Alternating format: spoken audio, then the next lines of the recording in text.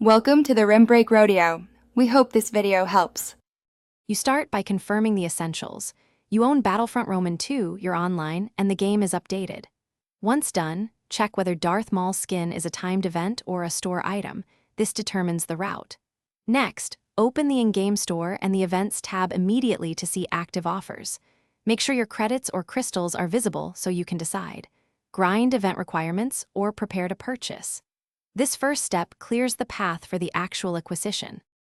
You then follow the specific acquisition path found in the event or store. If it's event-based, focus on the listed challenges. Prioritize match types and objectives that award the tokens you need.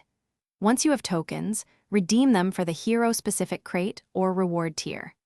If the skin is purchasable, verify price in credits or crystals and execute the buy. If it's in a rotating bundle, time purchases to avoid wasting currency. Keep track of progress so you don't repeat matches unnecessarily.